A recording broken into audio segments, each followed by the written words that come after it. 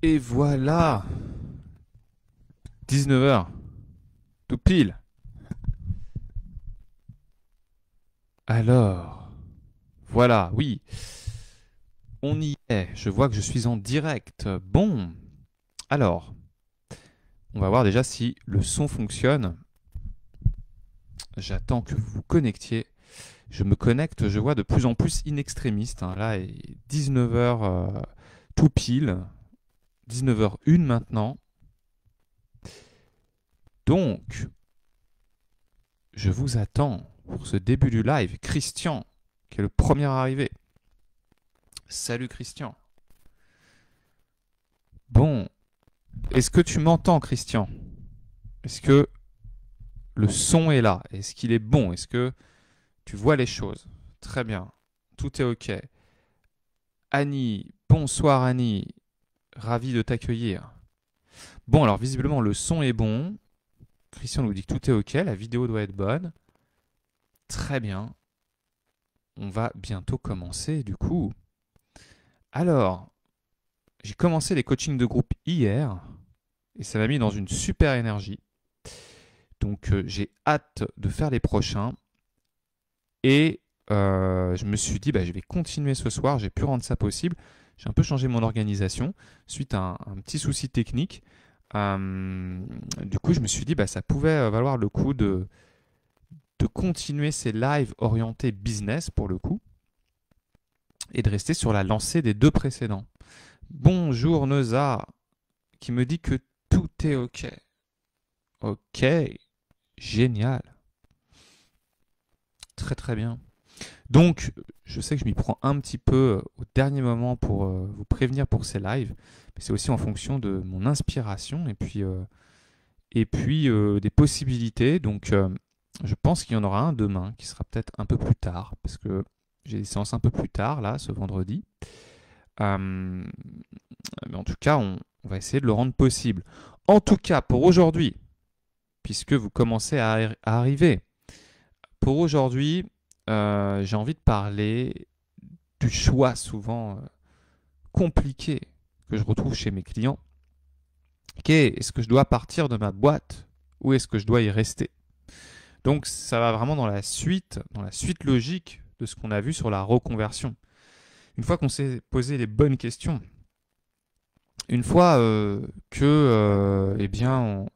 on a intégré les différents secrets dont je parlais hier, donc ça vous pourrez regarder la vidéo d'hier pour ceux qui ne l'ont pas vue, hein, très simplement vous avez réussi à accepter la part d'incertitude, à vous projeter, pour reprendre quelques exemples, à vous dire qu'est-ce que ça fait de pas changer, ok, et que vous utilisez votre extérieur, votre entourage, pour vous stimuler plutôt que pour vous limiter, là vous êtes prêt. Vous êtes prêt à prendre une décision en fait. En tout cas, vous avez des éléments qui vous permettent d'affiner tout ça. Donc, on commence tranquillement, ok? Donc le titre. Aujourd'hui, partir de sa boîte et rester, comment prendre une bonne décision? Oui, oui, c'est un sujet capital parce que c'est important à un moment donné de faire un choix. Quand on parle de choix, décider, c'est trancher. C'est qu'à un moment donné, quand on décide, on privilégie une option plutôt qu'une autre. Alors, une décision, elle peut être source de compromis, mais à un moment donné, il y a quand même, dans l'idée de décider, on tranche, on garde, on enlève, on privilégie, on met de côté. Donc, il y a toujours une idée de trancher quand même. Donc, par rapport à ça, moi j'ai beaucoup de clients qui arrivent et qui me disent ouais en fait moi j'arrive pas à prendre de décision parce que en fait j'ai peur de le regretter, j'ai peur de me tromper. Alors pour éviter justement de tourner en rond là-dessus et d'être en prise aux différentes peurs, moi la plupart du temps je rassure mes clients comme ça, je leur dis clairement et j'y crois en plus euh, qu'une décision qu'on prend, elle est toujours bonne au moment où on la prend. Est-ce que vous êtes d'accord pour ceux qui sont dans le chat? Oui, je vois Noza qui fait un pouce. Ok, super.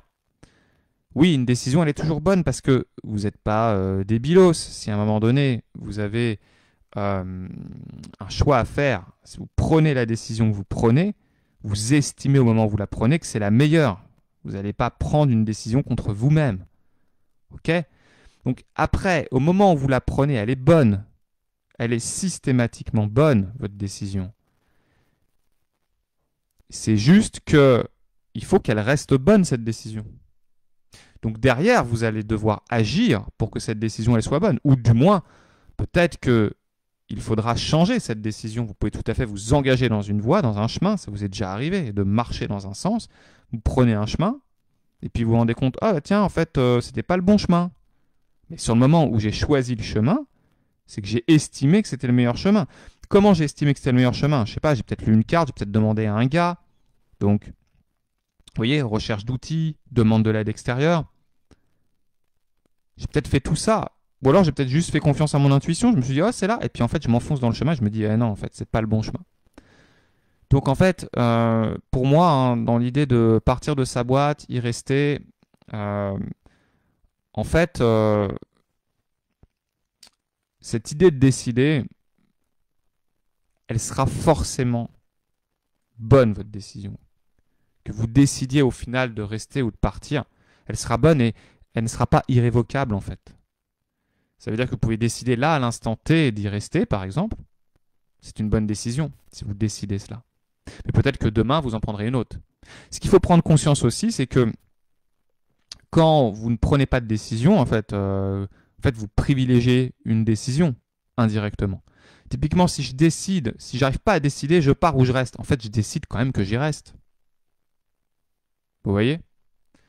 Christian qui valide qu'une décision est toujours bonne à l'instant présent. Ben oui. Donc, vous voyez cette idée-là, hein, je trouve que ça, c'est vraiment super important pour dédramatiser un peu. Une décision, elle n'est pas irrévocable. Il n'y a que la mort qui est irrévocable. Hein. Le reste, on peut toujours changer. Hein. Vous avez le droit de changer d'avis. Et surtout, moi, mes clients qui viennent me dire, en fait, j'arrive pas à décider si je dois partir. Bah, je leur dis, bah, en fait, jusqu'à aujourd'hui, vous avez décidé de ne pas partir. Donc votre décision, tous les jours, vous la prenez. Tous les jours, en vous levant le matin, vous la prenez. Je peux vous dire que quand je dis ça à certains de mes clients, mais c'est révélation.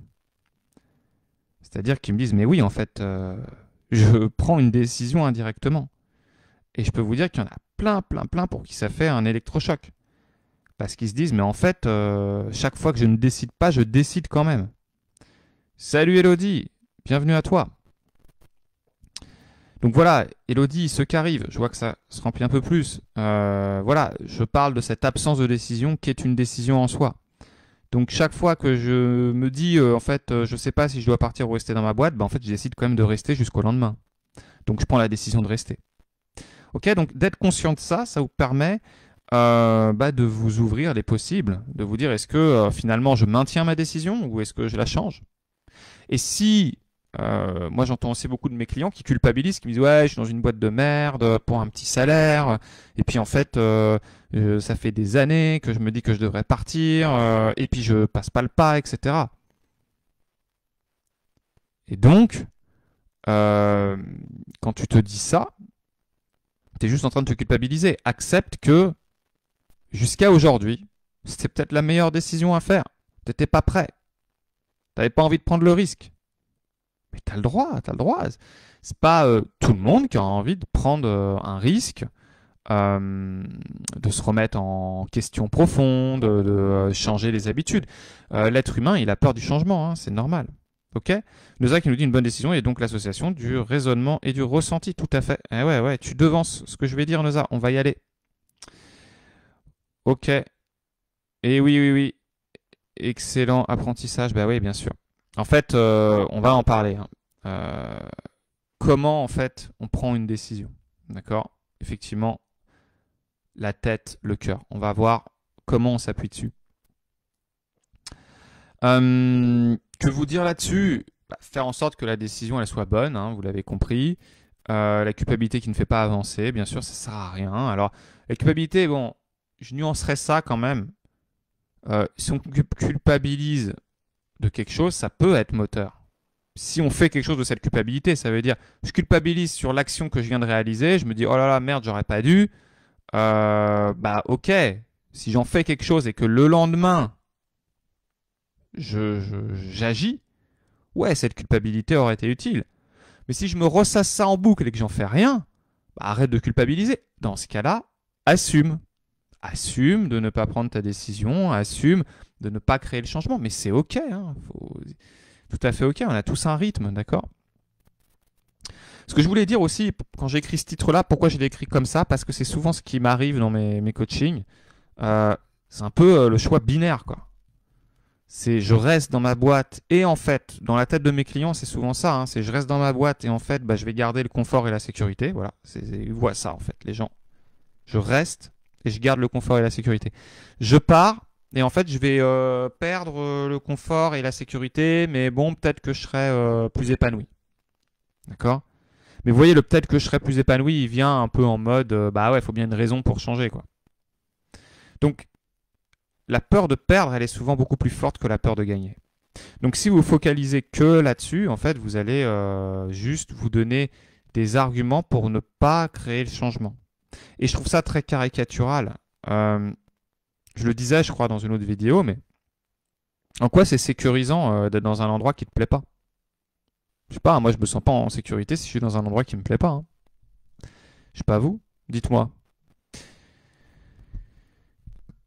Hein, c'est bizarre de autant scinder les choses quand on y réfléchit. Ok, c'est souvent des choix comme ça. C'est je pars, je reste. Confort ou inconfort. En fait, c'est pas aussi scindé que ça. Pour sortir justement de ce côté binaire, c'est intéressant de se poser la question, qu'est-ce qu'il y a à gagner? Qu'est-ce que tu gagnes à rester? Il faut aussi aller le regarder, ce truc-là. Qu'est-ce que tu gagnes à rester? Et surtout, au lieu de qu'est-ce que tu gagnes à rester, c'est, moi j'aime bien poser cette question-là, c'est même qu'est-ce que tu gagnes de plus qu'aujourd'hui à rester? Parce que tu sais déjà ce que tu as gagné et rester, mais rester t'amène quoi de plus? Par contre, partir, qu'est-ce que tu gagnes de plus à partir? Pourquoi je dis plus? C'est très important. Pour moi, c'est une clé extrêmement importante là, ce que je vais vous dire sur le plus. On peut se dire, ouais, c'est qu'un mot, qu'est-ce que tu gagnes de plus? C'est parce que souvent, les gens comparent ce qu'ils connaissent, d'accord, à ce qu'ils ne connaissent pas. Donc forcément, ce qu'ils connaissent a tendance à gagner. Ok? Donc c'est pour ça qu'il faut que vous compariez ce que vous gagnerez de plus tard en restant dans votre boîte à ce que vous pourriez gagner à partir de votre boîte. Ok? Puisque vous comparez de l'hypothétique à de l'hypothétique. Sinon, c'est un peu compliqué. Ça va, ça? Ça passe bien, cette idée? Ça vous donne quelque chose?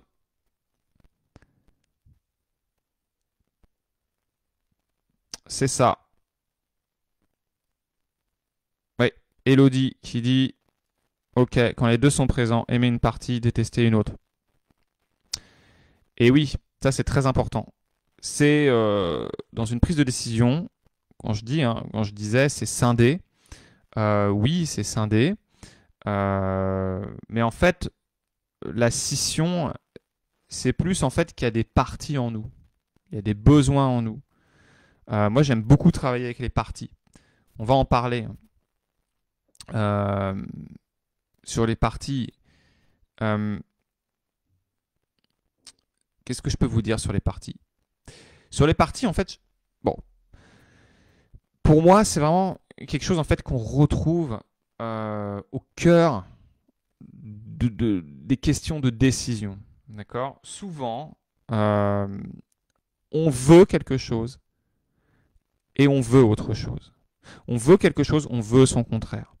Il y a souvent, moi je le vois dans mes accompagnements, j'ai des clients qui me disent, bah voilà, il y a une part de moi qui veut rester. Ok? Il y a une part de moi qui est bien ici. Et puis il y a une part de moi qui veut partir, qu'en peut plus, qu'en a marre. Ok? Il y a une part de moi, comme dit Elodie, qui aime mon métier. Et puis il y a une part de moi qui déteste mon métier. Vous voyez? C'est souvent comme ça que ça s'exprime. C'est divisé. Ok? Donc, si on cherche à passer en bourrin, ok, parce que souvent les demandes que j'ai, c'est moi je veux partir de ma boîte, mais j'en ai marre, je veux qu'on vire cette partie qui a peur. Je veux dégager cette part de moi qui ne pense que à l'argent, à la sécurité. Si tu fais ça, t'es mal barré. Parce que tu as besoin de ces deux parties, en fait. Ces deux parties-là, elles sont importantes, elles ont des intentions positives. Donc, le premier truc à faire, c'est quand on réalise qu'en fait, on n'arrive pas à décider, c'est qu'il y a un conflit interne. Et ce conflit interne, il faut l'écouter. Quand, par exemple, j'ai un client qui me dit, je suis bien dans ma boîte, mais en même temps, il y a une autre partie qui veut se mettre à son compte. C'est important justement de faire ressortir les intentions positives. Celle qui veut rester, elle veut quoi? Celle qui veut rester, elle veut peut-être justement, si je reprends un peu ce qu'on se disait sur les précédents lives, souvent, hein, c'est la sécurité. Celle qui veut partir, elle a peut-être besoin de se sentir accomplie, elle a peut-être besoin d'aventure, de changement. Donc, souvent, la solution, elle n'est pas dans le choix entre l'un ou l'autre. Elle est d'arriver à ce que la prochaine décision, elle fasse cohabiter l'un et l'autre. Ok? En gros, je vous le fais plus simple. Comment on peut reformuler ce fameux client qui vient me voir et qui me dit il y a une part de moi qui est bien dans ma boîte, qui en fait veut la sécurité, intention positive sécurité. Puis il y a une autre part de moi qui en a marre, qui a envie d'aventure, qui a besoin de s'accomplir. En fait, si sa question c'est je pars ou je reste, il se trompe. C'est pas à ce niveau-là qu'elle doit être la question. La vraie question qu'il doit se poser, cette personne, c'est comment, à partir de maintenant, si je réunis mes deux parties, d'accord, donc j'écoute l'intention de l'une et j'écoute l'intention de l'autre, c'est comment, à partir de maintenant, je fais pour m'accomplir dans une aventure sécurisante. Ok? Véridique. D'accord? Avec un exemple comme ça, je peux vous dire que la personne, tout de suite, là, il y a des choses qui lui viennent en tête. S'accomplir dans une aventure sécurisante, si je reprends cette anecdote avec mon client, il a le choix, hein. Il peut le faire dans sa boîte, hein. Peut-être qu'il peut mettre du piment dans sa boîte, peut-être qu'il peut, je ne sais pas, chercher un peu plus d'aventure dans sa boîte. À lui de voir si c'est possible de le faire. Si c'est pas possible, il peut se mettre à son compte aussi. Vous voyez, en fait, se mettre à son compte ou rester dans sa boîte n'est juste qu'un chemin possible. Mais si au centre, il a s'accomplir dans une aventure sécurisante, si c'est ça son objectif, en fait, il va être beaucoup plus à l'aise avec sa décision et ça va être beaucoup plus facile de la prendre. Parce qu'il va voir dans les deux options possibles qui lui paraissent, rester ou partir, celle qui lui paraît la meilleure pour réaliser cette jonction. Est-ce que ça va? Est-ce que cette idée de partie, là, ça vous parle? Ok? Quand je vous dis qu'il y a des intentions positives dans l'une, dans l'autre, et que si vous cherchez juste à baldinguer, virer une des parties en disant non, je t'écoute pas, en fait, vous passez à côté de quelque chose. Vous passez à côté d'une jonction qui peut être ultra porteuse. Dans le mille, dit Elodie. Ok, merci Elodie. Donc, pour ça, en plus, moi, j'aime bien travailler à un niveau conscient et à un niveau inconscient, ok? Donc, une fois que je lui ai dit ça à ce client-là, si je reprends cet exemple, après, j'ai fait de l'hypnose avec lui, et puis on a fait une métaphore de voyage. Ok? Lui, voilà, je lui ai dit, tu sais, dans un voyage, tu peux te préparer pour que justement tu partes à un endroit qui soit sympa, un endroit plein d'aventures. En même temps, tu sais, quand tu te prépares, que tu fais ton sac, tu fais gaffe. Si tu vas dans un endroit où il y a des serpents, tu prends, je sais pas, de l'aspi-venin. Si tu vas dans un endroit qui est un peu craignos, ben, tu fais attention, je sais pas, de prendre un gilet pare-balles si tu vas au Mexique. Enfin, j'en sais rien. Mais en tout cas, tu prépares tes affaires en conséquence. Ok? Et en fait, tu peux préparer ton sac. Et puis, tu prépares ton sac. Et puis, si vraiment, je sais pas, à la fin, hein, tu sais, tu as bien préparé ton sac, tu pars pour une aventure sécurisante. Mais si à la fin, tu sais, juste avant de prendre l'avion, la situation géopolitique, elle se dégrade. Ou si, je sais pas, t'es malade, t'es pas bien, bah, tu pars pas. Hein. Ok? Mais en tout cas, tu te mettras en chemin. Ça veut dire que la prochaine fois où tu seras prêt à partir, où la situation s'améliorera, eh ben, tu pourras vraiment partir. Vous voyez cette métaphore à un niveau inconscient, ce qu'elle amène? En gros, ça reprend ce que je disais dans la vidéo, je crois que c'était la 2 sur la série Business. C'est que, ou la 1 et la 2, je crois que je le disais, hein, c'est que la reconversion, le changement profond de métier, c'est un processus. Et beaucoup de gens se censurent, ils ont l'impression qu'ils doivent décider s'ils quittent ou s'ils restent dans leur boîte avant d'explorer le processus. D'accord? Bah là, l'idée, c'est en gros, tu n'es pas obligé de décider si tu pars avant d'avoir bouclé tes bagages. Boucle déjà tes bagages. Puis après, tu décides vraiment si tu pars. Si c'est un peu chaud, tu choisis. Ok? Est-ce que ça va? Est-ce que ça vous parle? Ok. C'est ok, dit Christian. Merci. Bon, Noza nous disait tout à l'heure dans le chat, bonne décision, tête, cœur. Ouais, bien sûr. On va en parler. En fait, quand on prend une décision, il y a plusieurs niveaux hein, pour la prendre. On peut la prendre, peut-être il y en a qui ont entendu parler de ce qu'on appelle les typologies jungiennes. Je ne sais pas si ça vous parle. Peut-être que Christian, ça lui parle. Je sais qu'il s'intéresse beaucoup au développement personnel. En tout cas, dans la typologie jungienne, hein, c'est un peu ce qu'a dit Noza. Hein, finalement, c'est le cœur, la tête. Bon, en gros, on va pas aller trop là-dessus parce que le but, c'est pas, voilà, je vous en parle, c'est si vous voulez creuser les différents axes en fait, d'accord. C'est des polarités. C'est est-ce que je suis dans l'introversion, l'extraversion, est-ce que je suis plutôt dans l'intuition, dans la sensation, est-ce que je suis plutôt dans le raisonnement, dans le feeling, dans la perception, dans le jugement. Enfin bref, vous voyez, il y a différentes polarités, ok. Polarités les principales, hein, c'est qu'est-ce que me dit mon cœur, qu'est-ce que me dit ma tête. Est-ce que je suis dans le ressenti ou est-ce que je suis dans l'analyse? Une bonne décision. Ouais. Christian, tu connais pas encore. Bah, si ça t'intéresse, tu peux taper, tu regardes sur Internet, il y a pas mal de trucs là-dessus. Typologie jungienne, ça aide justement à la prise de décision. Hein, c'est un outil que beaucoup de coachs utilisent. Bon, moi j'utilise le principe, d'accord, de la typologie jungienne, mais je l'utilise jamais vraiment en séance en mode tiens, remplis les cases, d'accord, c'est pas trop mon approche. Moi, mon but c'est que la personne elle apprenne à mieux se connaître.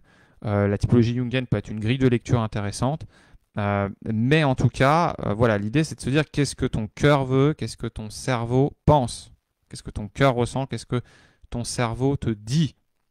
Ok. Bon, comme je vous ai quand même parlé de la typologie jungienne, rapidement, hein, c'est déjà pour prendre une décision, il faut recueillir de l'info, d'accord? Tu as besoin d'informations, donc c'est comment tu fais pour la recueillir? C'est est-ce que tu vas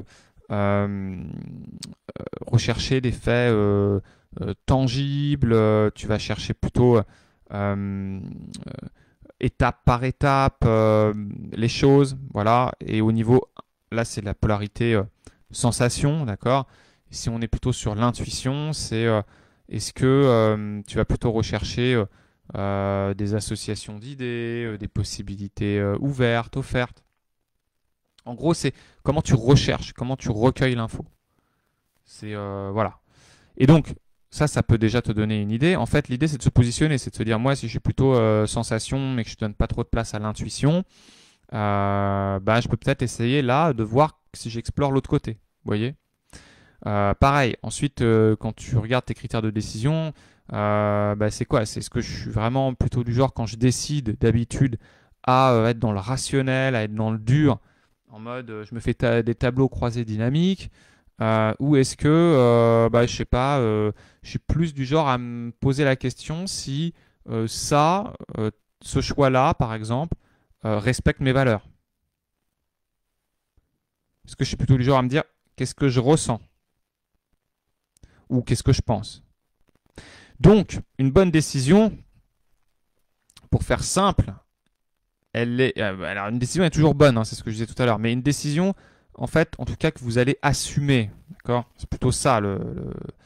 Donc, par exemple, partir de sa boîte ou y rester, vous allez l'assumer beaucoup plus facilement que déjà, c'est vous qui prenez la décision, donc c'est important de ne pas trop se faire influencer. Pour ça que je parlais de l'entourage, hein, de se protéger de l'entourage. Et c'est important d'utiliser à la fois son cœur et son cerveau. Donc si vous êtes plutôt à fond sur le cerveau à analyser, wow, mettez un peu de place au cœur. Posez-vous des questions sur vos valeurs. Si vous êtes uniquement sur les valeurs, posez les choses de manière un peu plus rationnelle, un peu plus mathématique. Ça va vous donner aussi un autre axe. En gros, c'est de sentir si on prend l'idée que j'expliquais tout à l'heure sur les parties, considérez que votre cœur, c'est une partie, que votre cerveau, c'est une partie. Comment vous faites dans votre prise de décision pour allier cœur et cerveau? C'est plutôt ça la question. Allez, en général, hein, le cerveau, il dit reste, le cœur, il dit pars. Quand on en est à vouloir se reconvertir. Ok? Donc, comment on rassure l'un et l'autre? Comment on rassure le cœur? Comment on rassure le cerveau? Si vous avez des idées dans le chat de comment on rassure le cœur et comment on rassure le cerveau, dites-le moi. Ça vous parle cette idée? Bah, on peut regarder son histoire, hein. Toutes les fois où on a pris des décisions et où on est plutôt OK avec ça. On peut se rappeler que la plupart du temps, je le disais dans des lives, c'était avant la série business, la plupart des choses que les gens regrettent, c'est les choses qu'ils n'ont pas fait, les choix qu'ils n'ont pas pris avant de mourir. On regrette ça souvent, la chose qu'on n'a pas décidée, qu'on n'a pas faite. Donc c'est rassurant, ça se dit que en fait, se tromper, c'est moins grave que de rien faire. Donc voilà, donc travailler sur ces parties et au global, allier son cœur, allier son cerveau. Donc ça veut dire l'écouter, ça veut dire se connecter à ses émotions. Toutes les personnes qui me disent, moi je veux contrôler mes émotions, tatati, tatata. Non, contrôle pas tes émotions, écoute-les déjà. Ok? Autre critère important, je vous fais un peu tout ça dans le désordre, hein, j'ai conscience c'est moins structuré qu'hier, mais c'est pour vous donner des pistes en fait, simplement juste sur ce qui me vient de mon expérience. Donc dites-moi hein, si vous suivez ou si vous avez besoin que je répète un truc. Mais vous voyez, il y a plein de critères à prendre. C'est par exemple la temporalité, quoi. Comme je vous dis, il y a beaucoup de personnes qui sont dans la temporalité, ils sont déjà dans le futur, mais trop loin. C'est pas juste partir, rester dans l'absolu. Il y a d'autres questions à se poser. Je parlais des bonnes questions dans le live 2. Par exemple, c'est quoi les bonnes questions? Ben, je sais pas, c'est ce que je pose à mes clients, c'est ok, tu penches plutôt pour partir, mais donc de quelle façon partir éventuellement? Moi, j'aime bien mettre du éventuellement. Parce que quand je pose la question à mes clients de tiens, imagine, tu pars, on peut le faire, hein, ça dépend de la personne, mais des personnes qui sont très très en stress ou en peur, elles vont être sur non, non, je me braque. Et toutes les réponses qu'elles vont me donner, c'est des réponses guidées par la peur. Donc, moi, c'est juste ok, imagine éventuellement un jour peut-être, tu pars. Ça serait quoi le bon moment? À quel moment tu serais totalement serein pour ça? Sous quelles conditions éventuellement ça serait bien de partir? Qu'est-ce qu'il te faudrait comme condition pour que waouh, ça serait bien? Voilà, éventuellement, ça permet de faire un peu moins peur. Donc l'importance des mots, vous voyez, la manière dont vous vous parlez quand vous cherchez à poser une décision. Sinon, c'est peur, peur, peur, hein. L'être humain, il est réfractaire au changement. Je peux vous le dire. Je l'ai vécu il y a 2 semaines. Réunion de copro. Je vous fais part d'une petite expérience, juste comme ça, pour le fun. Réunion de copro. J'avais poussé pour qu'il y ait une étude, juste une étude, hein, d'accord, une étude sur réaménager la cour intérieure. D'accord, il y a 2 parties. Il y a une partie arrière où il y a des voitures qui se garent. Les places, elles sont trop petites. Et il y a une partie à l'avant où il y a un magnifique arbre, de la pelouse, mais on peut largement caser peut-être 3 autres places, vous voyez, et réorganiser les places. Bon, le truc était très très mal noté dans le PV d'AG, donc ça a fait peur à tout le monde, d'accord. Le truc, c'était noté en mode donc étude pour voir comment on réaménage la pelouse et ce qu'on fait du cèdre, en gros. Les gens, ils ont dit quoi? Ils ont juste eu peur, peur, peur qu'on explose la nature, qu'on coupe l'arbre, etc. Donc les gens, ils ont voté à la grande, grande, grande majorité contre l'étude. Alors que c'était juste faire une étude. Une étude pour l'arrière, pour l'avant. Enfin, je vous parle de cette expérience parce que j'étais choqué, en fait. Et c'est là où je le savais, mais je l'ai encore plus intégré que la peur du changement, elle est terrible. Elle est terrible. Et vous voyez, les gens là, ils n'ont pas répondu à la question est-ce qu'on fait une étude, ils ont répondu à la question est-ce qu'on coupe l'arbre. Non mais c'était pas ça la question. Vous voyez. Et donc dans la reconversion, il y a souvent ça. C'est est-ce que je pars, est-ce que je reste, mais réponds déjà à la question dans quelles conditions tu as envie de partir, dans quelles conditions tu aimerais rester. Vous voyez, sinon ça va trop loin. Ça vous parle ça? Ça vous aide cet exemple? Ça me fait du bien d'en parler. Ouais. Parce que voilà, c'est sur le coup, bah, tu te dis mince, quoi, c'est dommage. Et les gens se censurent, se mettent des barrières, se mettent des freins pour rien. Voilà. Et donc, la peur du changement, il ne faut pas oublier que voilà, c'est les gens ont peur de se tromper, ont peur de changer, on est rassuré par ce qui est connu. Et ce qui est inconnu, on a tendance à un peu l'écarter ou à mettre des paramètres futurs lointains, à les mettre trop tôt. Ça va?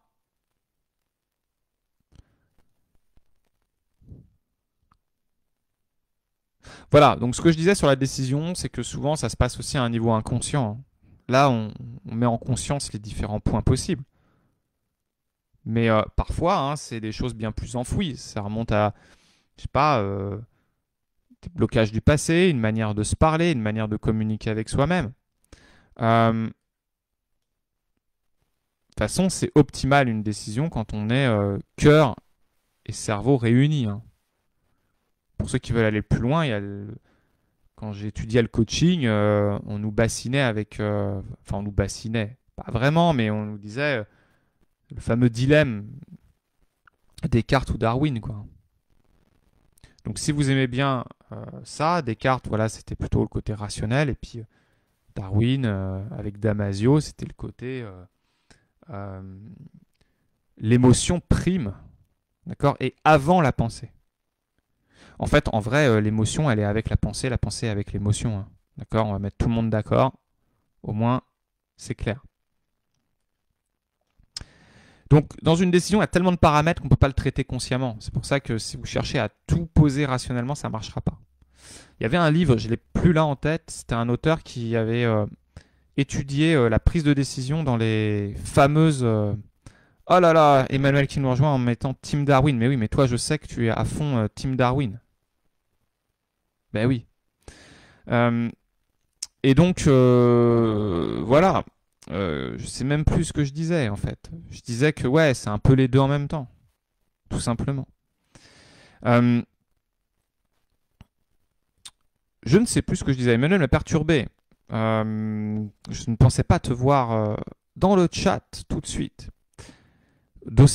Aussi enjoué avec ce petit cotillon sur la team Darwin. Ok, bah, tu vas pouvoir monter un groupe, des revendications pour l'émotion d'abord.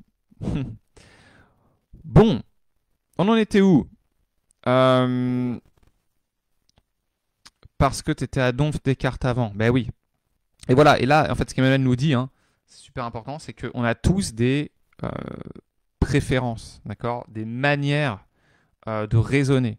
Et donc, quand je vous ai parlé rapidement, pour que vous ayez le concept de la typologie jungienne, je pourrais vous faire pareil avec les énéagrammes, les métaprogrammes. D'accord. En fait, tout ça, c'est des choses pour mieux se connaître. D'accord. Donc, plus vous vous connaissez, plus non seulement vous avez confiance en vous, puisque confiance égale connaissance. Ok. Revoyez le live que j'ai fait il y a 2 semaines là-dessus, sur la confiance. Et donc, plus vous allez être en confiance, plus vous allez vous connaître, plus vous allez être en confiance, plus vous allez aussi pouvoir explorer des parts de vous auxquelles d'habitude vous n'avez pas forcément trop accès. Tout simplement. Ok. Donc, bien sûr, écoutez ces émotions. Les émotions, je ne vais pas le refaire là, mais vous les connaissez, les émotions primaires, principales, la peur, la joie, la tristesse, la colère, le dégoût. Il y en a qui mettent la surprise aussi. Hein. Voilà, bon, on rajoute la surprise. Donc, quand vous avez les émotions, c'est quoi le message? La peur, elle me dit quoi? La peur, elle m'alerte d'un danger, d'un risque. Il faut que je fasse gaffe à quelque chose. La tristesse, je suis triste parce que en général, on est triste quand on perd quelque chose. La colère, c'est quand souvent il y a un sentiment d'injustice derrière. D'accord? La joie, c'est que on a envie de se reconnecter à voilà, ça peut être se projeter sur quelque chose de positif, ça peut être célébrer, c'est lié à la réussite, la joie. Ok? Donc, les besoins qu'il y a derrière, quand vous avez peur, il faut que vous vous rassuriez. Si vous ne vous rassurez pas, c'est la loose, en fait. D'accord? Donc, vos émotions, c'est pour ça qu'il faut les écouter. Hein? Et je maintiens, pour toi, Emmanuel, je le dis, les peurs, il faut les émotions, il faut les utiliser. Les utiliser, parce que derrière, en fait, elles te révèlent le fameux besoin. Si tu as peur, faut que tu te rassures. Si tu es triste, il faut que tu trouves une manière d'aller mieux, de t'apaiser. La colère, c'est en général, il faut exprimer la chose, parce que la colère, c'est un peu superficiel. C'est une émotion qui cache souvent d'autres choses. L'idée, c'est d'être qu'il y ait une réparation, qu'il y ait une écoute, voilà. Et la joie, elle s'exerce dans à la fois l'intériorisation, c'est-à-dire s'y connecter, et l'exprimer, dans l'expression. Ok, donc comme ça qu'on utilise ces émotions. Qu'est-ce que je peux vous dire d'autre sur le processus de décision? Il y a plein de paramètres. Donc l'idée, c'est de se dire, voilà, avec lesquels je suis à l'aise. Ceux avec lesquels je suis à l'aise, très bien. Donc ça, je peux les explorer un peu plus. Mais ce qui est intéressant particulièrement, c'est d'aller aux endroits où on est peut-être moins à l'aise. Ensuite, ce qui peut être super intéressant, juste parle des émotions avec tendresse. Ben oui, avec tendresse, tu vois. Le sujet, c'est top, c'est important les émotions, c'est voilà, tu vois. Là, Emmanuel, elle nous dit que ça prend une place particulière. Donc, si par exemple Emmanuel maintenant elle est à fond dans les émotions, peut-être qu'il faut remettre un peu de rationnel, ok? Comme si on est à fond dans le conscient, dans le mental, on va mettre un peu d'inconscient. Donc on va chercher des approches qui vont nous amener à sortir de nos zones de confort. C'est un peu comme une palette. Si j'utilise tout le temps la même couleur, au bout d'un moment, je vais utiliser une autre couleur, par exemple. Ok. Donc, un truc super important que je vois beaucoup en séance, c'est que souvent la décision, elle ne va pas être prise parce qu'on va être dans une forme de censure. Et cette censure, elle peut être super insidieuse. Elle peut être justement dans la manière de se parler, l'équilibre. Donc, la manière de se parler, j'en parle beaucoup dans ma formation sur les stratégies mentales. Hein. C'est qu'est-ce que tu te racontes, par exemple, pour ne pas décider? Et qu'est-ce que tu te racontes? Qu'est-ce que tu te dis à toi-même? Quelle est ta voix intérieure? Donc, d'en prendre conscience, c'est ce qui va te permettre de la modifier, cette voix intérieure. Qu'est-ce que on ressent? Qu'est-ce que tu ressens à ce moment-là aussi? Quelle émotion tu te connectes? Quelle sensation? À quoi tu laisses place en fait? Ou alors qu'est-ce que tu imagines quand tu te projettes partir ou rester dans ta boîte? C'est quoi l'image qui te vient? Donc là, c'est super intéressant de travailler avec ces images mentales, de travailler avec son discours intérieur, de l'écouter, de l'entendre, okay, de le faire résonner. Et puis de se dire, juste, est-ce que ce discours, est-ce que ces images que j'ai dans ma tête, est-ce que d'aller juste chercher cette émotion-là? Salut Karine. Ben oui, tu pourras le voir, peut-être en replay. Oui, il sera en replay. Et donc, d'avoir conscience de ce qui se passe dans notre tête à ce moment-là, de la stratégie en fait. Moi, j'aime bien appeler ça la stratégie mentale. La stratégie mentale, c'est quelle stratégie tu as, qu'est-ce que tu déroules dans ta tête pour ne pas décider, ou pour rester bloqué sur un sujet, pour ne pas faire de choix. Donc, quand tu as conscience de ta stratégie, tu peux la changer.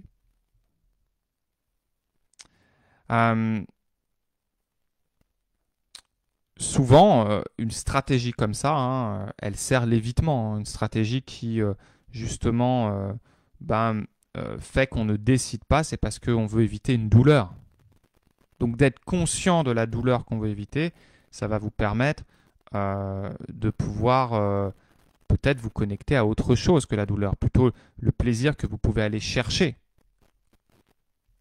à travers la nouvelle décision possible. Vous voyez? Donc, souvent, moi, ce que je vois, hein, c'est que quand ça mouline, quand il y a des stratégies d'évitement, c'est souvent qu'on n'est pas assez connecté à ce qu'on peut gagner, en fait. Ce qu'on peut gagner et aussi au sens profond qu'on rattache à l'idée de choisir, à l'idée de décider. D'accord? Il y a souvent un vrai sens profond à aller chercher pour prendre une grande décision. C'est tellement plus confortable de rester dans sa zone de confort actuelle. C'est le fameux le cul entre deux chaises, quoi. C'est la chaise sur laquelle vous êtes assis, elle est confortable, elle est chaude. Donc pour aller s'asseoir sur une nouvelle chaise, il faut marcher, il faut faire un petit effort. Il fait peut-être un peu froid. Peut-être que la nouvelle chaise, elle est bien plus confortable, mais si on ne l'a jamais explorée avant, on a peut-être peur d'y aller. On se dit, est-ce que ça vaut le coup? On n'est pas si mal sur cette chaise-là. Donc il y a vraiment cette idée de gagner en flexibilité, non seulement d'esprit, quand on explore, on va dire, les dimensions avec lesquelles on est un peu moins à l'aise, et d'oser justement sortir de sa zone de confort. Ça va? Ça suit? Dites-moi dans le chat si tout ça, ça vous parle, si ça va, si ça vous aide.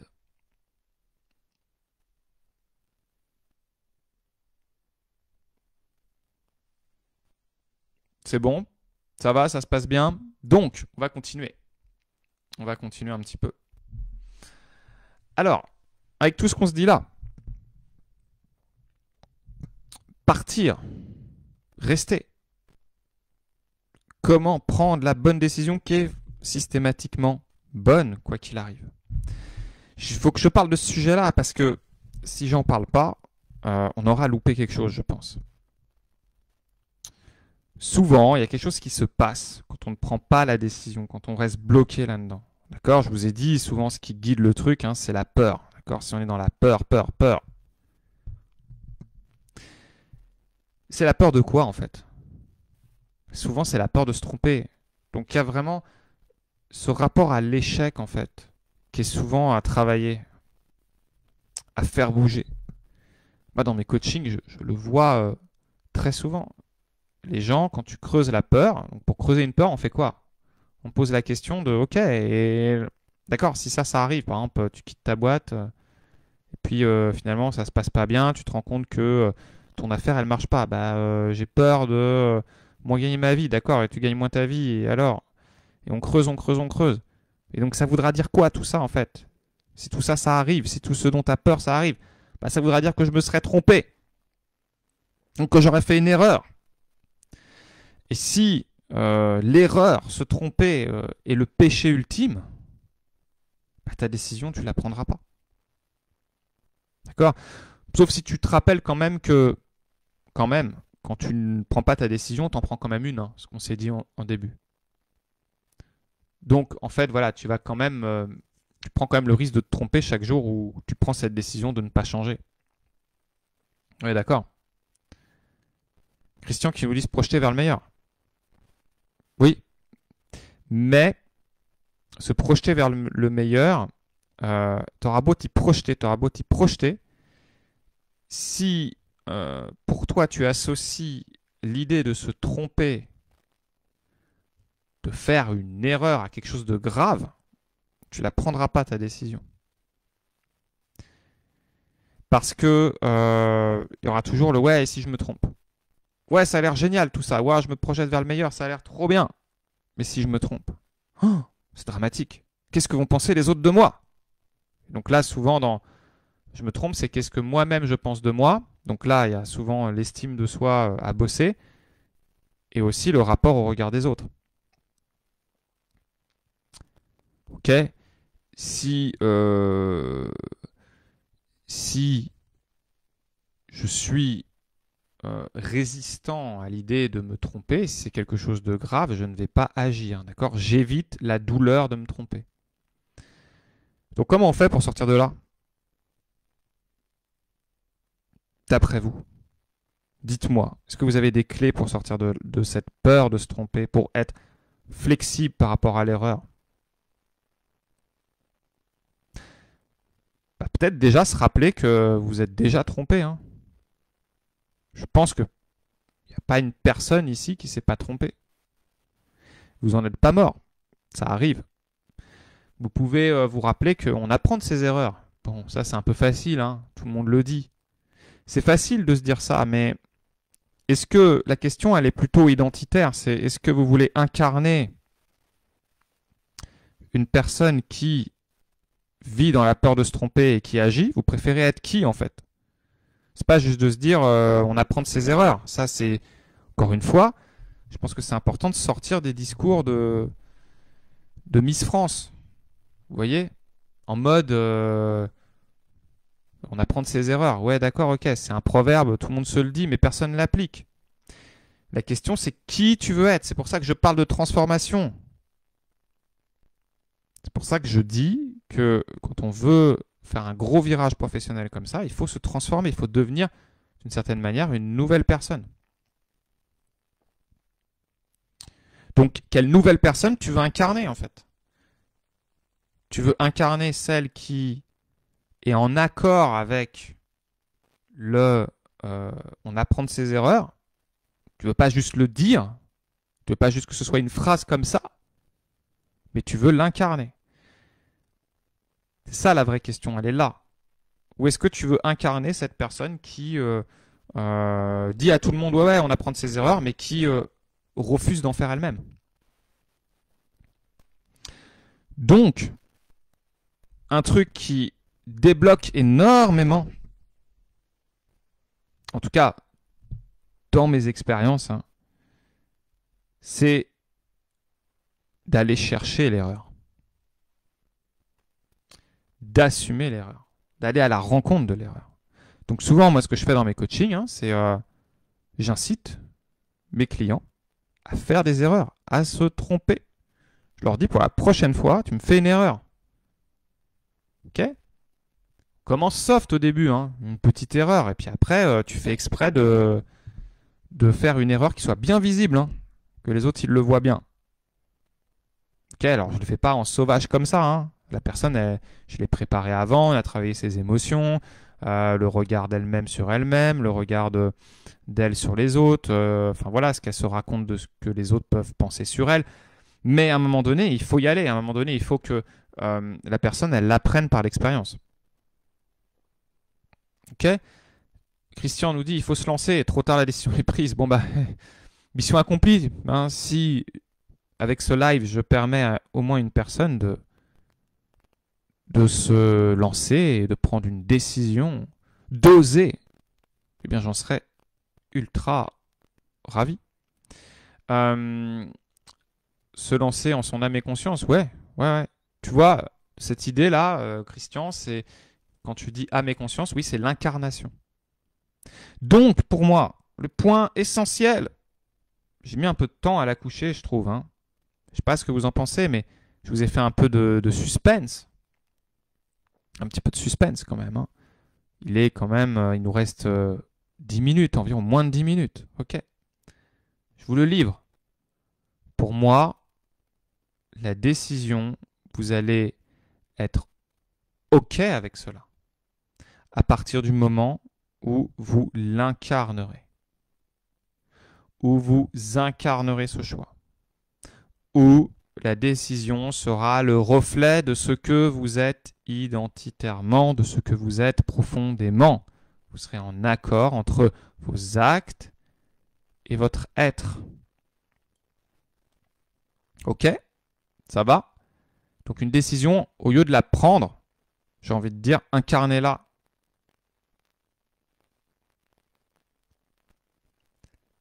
C'est se dire, en prenant cette décision, qui j'incarne, qui je suis, quelle personne je suis quand je prends cette décision. Et là, c'est important de se connecter à ses valeurs, bien sûr,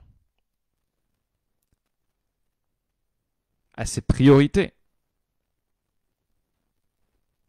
à son être, à son âme et à sa conscience. Elodie qui nous dit, mais quel genre d'erreur concrètement? Un exemple, c'est pas simple ça comme exercice. Ouais, bah ça va dépendre de la personne. Euh, Tu sais, je peux te raconter une histoire, ouais, d'une cliente qui était allergique à l'erreur. Ouais, j'en ai deux, c'est qui me vient. Allez, je raconte les deux. Je vois, j'en raconte une et si je trouve que l'autre elle peut être complémentaire, je la raconte. Euh, ouais, mais ça n'a pas forcément de. Ouais, allez, je raconte. Euh, une cliente qui, elle supportait pas de se tromper et elle avait mis l'erreur en mode euh, pas bien du tout. D'accord? Donc déjà, moi, quand elle me parlait d'une erreur, elle me disait même pas enfin, quand elle me disait quand je fais une erreur, je me trompe et c'est catastrophique, c'est une catastrophe. Voilà, erreur égale catastrophe. C'était ça son truc. Mais vraiment. Et son visage se crispait, elle était tendue de ouf. Donc, je lui dis, écoute, change de vocabulaire là. Trouve un autre mot que catastrophe. Je sais pas, une erreur, c'est quoi? Bah, elle commence à trouver des mots un peu plus doux, tu vois. Bah, en fait, non, c'est vrai que c'est pas une catastrophe, elle me disait. À force, hein, ça n'est pas fait comme ça, mais à force d'essayer de trouver des mots. Et à un moment donné, dans sa tête, parce qu'on a travaillé à un niveau un peu plus inconscient, elle m'a dit, bah voilà, une erreur, c'est des fleurs. Voilà, il y a ça qui lui est sorti. Elle dit, une erreur, c'est des fleurs. Bah oui, elle dit, ça vient, ça pousse, ça peut être grand, ça peut être petit, ça peut, ça peut être joli au final, si ça amène quelque chose de beau. Voilà, elle était partie sur ça. D'accord? Donc moi, je lui ai dit, bah écoute, la prochaine fois, tu vas aller offrir des fleurs à ton patron. Ok, mais je lui ai dit, offre des fleurs au début, des fleurs gentilles, d'accord? Des fleurs sympas. Tu vas pas lui flinguer son rapport annuel qu'il attend, qui est super important pour lui. Fais une erreur et assume-la devant lui. Et donc, elle a typiquement, qu'est-ce qu'elle a fait? Bah, elle devait, je sais pas, programmer une réunion pour lui. Bah, elle a programmé un mauvais jour et 5 minutes après, elle l'a corrigé en envoyant un mail.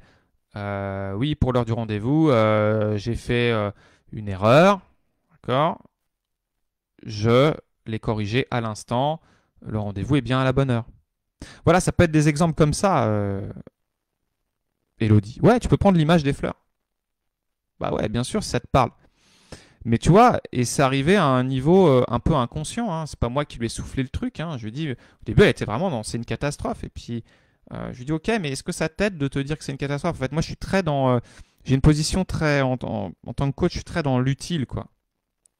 C'est utile ou c'est pas utile de te dire que c'est une catastrophe? C'est pas utile, bah trouve un autre mot. Ferme les yeux.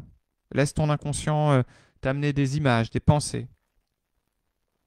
Et puis elle, ses fleurs. Bah ok, la prochaine fois, t'offres des fleurs à ton patron. Et voilà. Et du coup, ça l'a vraiment débloqué de se parler autrement, d'accord, de se dire autre chose. Et puis derrière, elle l'a fait. Elle l'a fait concrètement. Elle a fait exprès de se tromper. Ok? C'est marrant de demander aux gens de réussir à se tromper. Du coup, à la séance d'après, on se dit, bon alors, est-ce que tu as réussi à te tromper? Ouais, mais si tu as réussi à te tromper, t'as pas vraiment fait une erreur par rapport à ce que je t'ai fixé. Bon, bah la prochaine fois, faut faire aussi une erreur par rapport à ça. Enfin, c'est marrant, quoi. Voilà, ça peut être multiniveau. Bref, ouais, ok. On n'est pas ultra structuré ce soir, hein. Là, je vous ai dit un peu ce qui me venait par la tête sur l'idée de la décision. J'ai réagi pas mal par rapport au chat. Il y a plein de choses à dire là-dessus. Maintenant, si on revient juste sur la question, partir de sa boîte, y rester, comment prendre la bonne décision, elle va être prise quand vous allez vous écouter, quand vous allez la prendre sur plusieurs niveaux, conscient, inconscient, quand vous allez la prendre à un niveau émotionnel, à un niveau mental, quand vous allez explorer aussi les zones vers lesquelles vous n'allez pas vraiment, d'accord? Que vous allez, pourquoi pas, vous mettre dans la peau d'autres personnes qui prennent des décisions. De se dire, tiens, un truc que j'adore faire, et j'en parlais hier, la modélisation. Ça peut être super intéressant. Moi, je l'ai pas mal fait, justement, avec des clients qui voulaient, bah, qui avaient ce type de choix, partir ou rester. Je leur disais, ok, tiens, tu me convoques devant toi les 3 personnes que tu admires le plus, pour leur sens du choix, que tu admires le plus pour leur efficacité quand ils veulent quelque chose. Tu les convoques devant toi. Ça peut être des stars, ça peut être quelqu'un dans ta famille. Et tu vas me dire quelle décision il prendrait lui. Quelle décision il prendrait lui et quelle décision il prendrait lui. Donc ça peut être très intéressant pour nourrir son intérieur de s'aider justement de cette modélisation extérieure. Ça vous parle ça? Donc ça pareil, ça peut se faire dans un état un peu de transe, hein. Il ne faut pas que ce soit trop mental. Tu peux même t'amuser à les faire discuter entre eux, hein. Tu réunis, je sais pas, ta star préférée avec Mamie Janine. Voilà, tout simplement. Et tu vois ce que ça donne. Tu les fais discuter. En fait, ça va t'inspirer. C'est tout simplement te donner des perspectives. D'accord? Mais pour ça, il faut que tu prennes des gens qui sont inspirants. Pas des gens qui sont dans, je sais pas, leur peur, dans leur tourment, dans le fait de ne pas se tromper, dans tout ci, tout ça, quoi. Ok? Voilà pour vous donner un petit peu d'inspiration par rapport à cette idée. Donc, il n'y a pas de bonne réponse, hein, sur est-ce qu'il faut partir ou quitter sa boîte.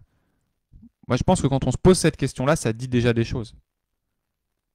En tout cas, ça dit qu'il ne faut pas rester dans ces conditions.